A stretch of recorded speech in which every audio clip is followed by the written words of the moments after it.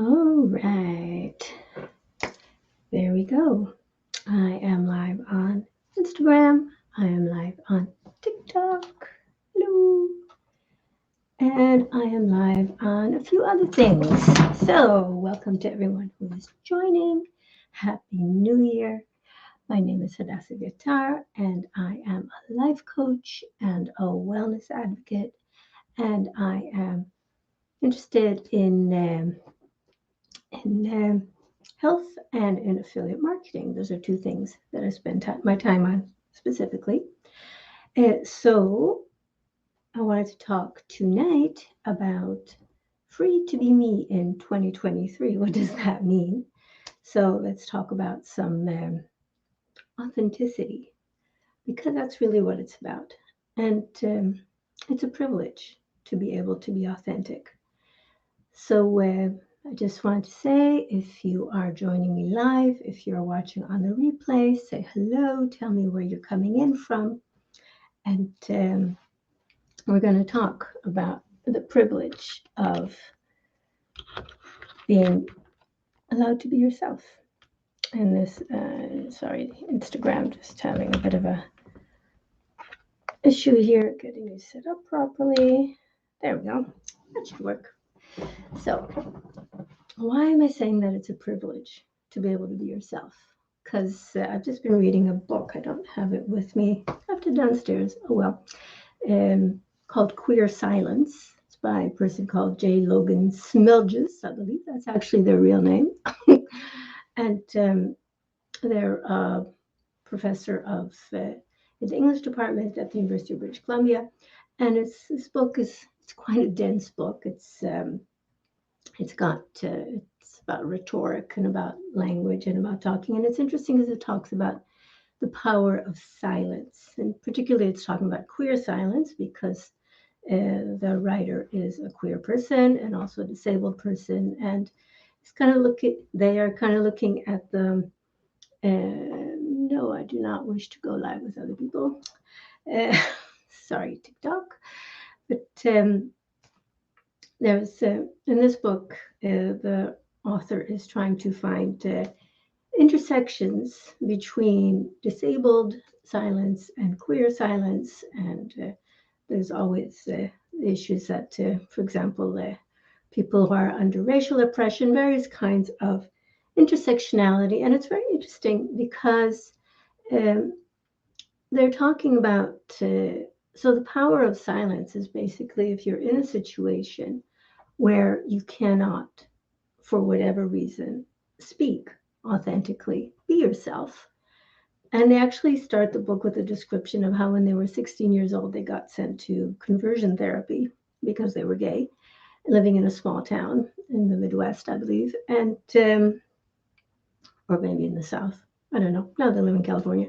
But they were sent to conversion therapy as a teenager and basically describing how the therapist was trying to enforce that, you are a man, and their resistance to this, and basically describes that they're, limp wrists and so on, were basically resistance to what this therapist was trying to do. But there were no words of resistance. And the kid was not able at that point to say to the therapist, no, I will not do what you say. It was far too big a power imbalance, but they resisted in silence. And that's basically what this book is about. They also mention how they went to graduate school in a small university town and used Grindr there, which is an app that is used mostly by gay men and to find each other for various reasons. And so the author mentions that they put their face on the Grindr profile, but a lot of people, especially in that area, did not. They might put their body, a body part, or even just leave it blank because it was safe for them to be so openly out on Grindr, which is apparently one of those local things that it finds you people in the area. So haven't used Grindr myself. That might be, but that's my understanding from the book. And so the author goes through all sorts of analysis about what it actually means when a person doesn't have their face there, if they what they're expressing by showing, a body part or even a blank screen. And so as I said, this book is a little dense and it's slow going, but it really brought to my attention what a privilege it is to be able to just be out and to be yourself, to say what you actually think, say what you actually feel. And, a lot of us, struggle with various reasons that maybe we are not our authentic self. Um, as you know, if you've been following me, I spend quite a lot of time reading Dr. Gabor Mate's books, and he definitely talks about that, about the reasons, the things that happen in early childhood and infancy that cause people to be unable to express themselves, to be themselves. People suppress their own needs, especially when you have people who are always thinking of other people's needs and not expressing their own. And that's also the type of person who's more likely to get some sort of chronic illness or cancer, because they just suppress their own emotions, their own feelings. And again, that is part of that silence that J. Logan Smith just talks about. If you cannot speak your truth for whatever reason, if you're a white middle class person, it might be emotional reasons. If you're someone who's racialized or living in a dangerous situation for whatever reason, then there might actually be extremely good reasons not to talk about, not to express yourself, not to be authentic. But people pay a price for that. Um, as Dr. Mate mentions, people who are suppressing their authenticity, their own needs, are much more likely to get chronic diseases, because, it doesn't just disappear. It goes into your body, it goes into the stress that you have, and it's really the case that being able to be yourself is a privilege. But it doesn't mean that we can't strive for it. First of all, if you are someone who is able, in the sense that you're not going to be kicked out of your home or fired from your job or something life altering like that, that is not going to happen to you if you do express who you are, then it's really important to think about, why is it that we don't, especially if you are someone who was raised as a woman in our society, but also people who are raised as men, and people who are, younger people who are now able to express themselves as non-binary.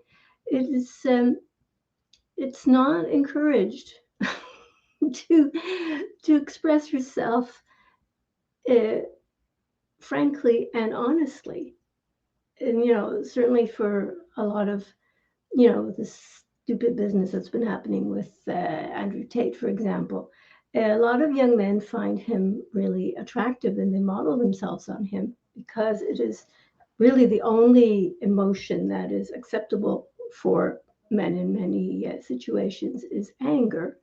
And so if they feel anything else, they have to suppress it or turn it into anger of some sort. And again, it's something that takes a toll. It's something that uh, is going to cause, damage to their emotions, to their relationships, to their lives, in many different ways. So it's something to think about, and especially if you're, socialized as a woman and you are expected to take care of everybody, especially if you're uh, firstborn and you're expected to take care of everybody else, including your parents.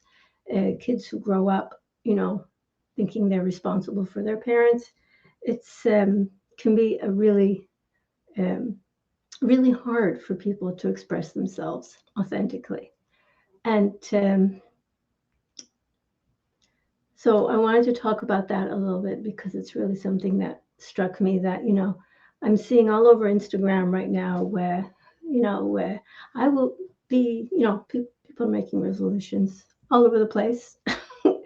Resolutions are not a bad thing. I mean, it's never a bad thing to do an accounting of the soul. In my tradition, we do that in August and September, before the Jewish New Year. But it doesn't matter. It's always a good thing to do, and it's really something to think about.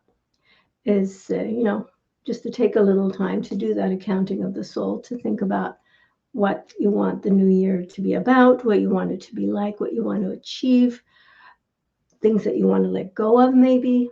And so this is a good time for that.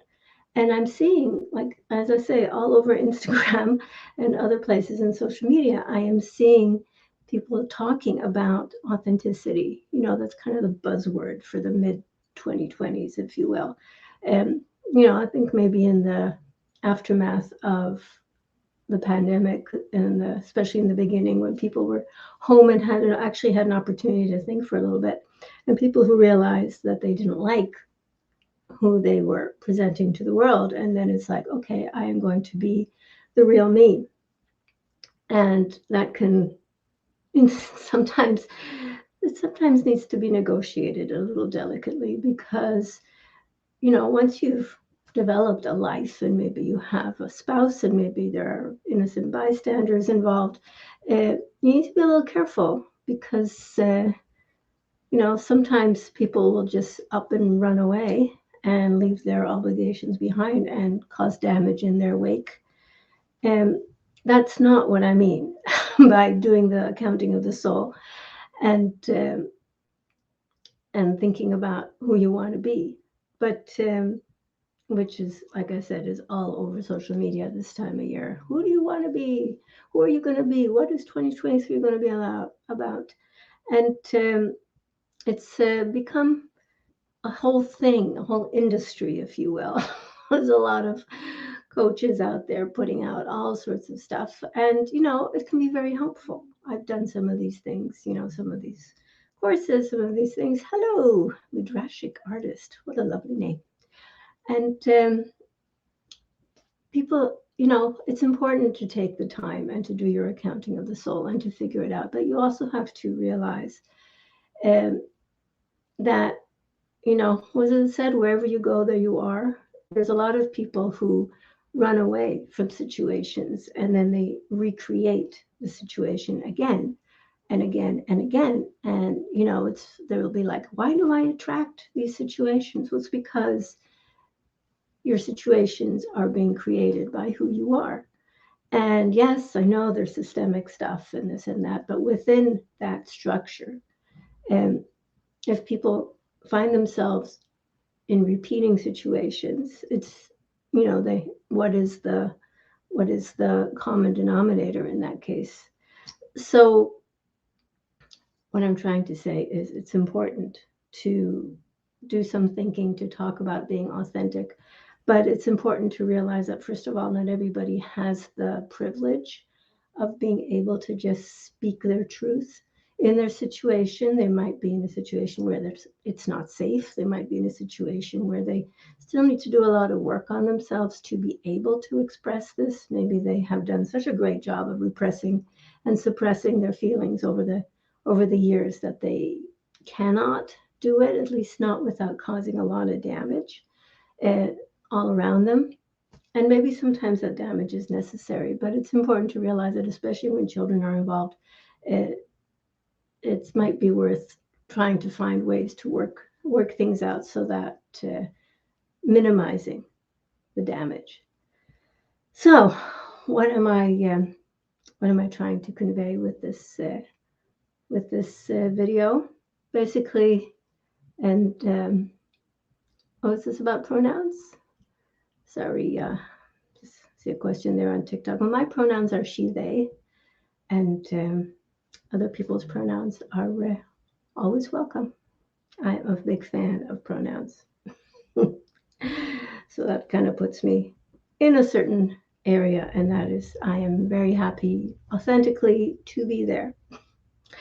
So just to wrap this up, because I'm coming on 15 minutes that I've been talking here. I would love to know what you think about this whole rage. It's all the rage of be authentic, be yourself. Authenticity is super important. Authenticity is, um, if you cannot be authentic to yourself, you are going to find that you are hollow, and that can be really painful. That having been said, uh, people create lives, and like I said, very often there are innocent bystanders involved, like children, who do not ask to be part of other people's psychic mess. And so it's important to tread delicately. It's important to maybe work with a therapist or a coach who will help you figure out how you can achieve your freedom without slashing and burning. Yes, thank you. I appreciate that. So, Midrashic Artist on Instagram has some good comments there. So, drop me a message, Midrashic Artist. We can continue this conversation. Anyone else, if you have thoughts on this, if it's something that you are struggling with or something that you would like to have a conversation about, drop me a message on whichever platform you're seeing this, and we can continue the conversation. And just take a little time if you can, if you have that privilege, if you have that space in your life to just do a little accounting of the soul and see what comes up and see what you can do with that, because 2023 is just starting and it's a brand new year, and we have opportunities to maybe live a little more consciously if we're willing to take the time and do the work. So you have a great evening, everyone, and drop me a message if you want to continue with this conversation. Whatever platform you're seeing this on, you can send me a message or drop me a comment or whatever works best, and we'll continue it then. And you have a wonderful, warm, healthy, safe, successful year. And I'll talk to you again next week. Bye-bye. Let's see, it's all the end broadcast. End broadcast.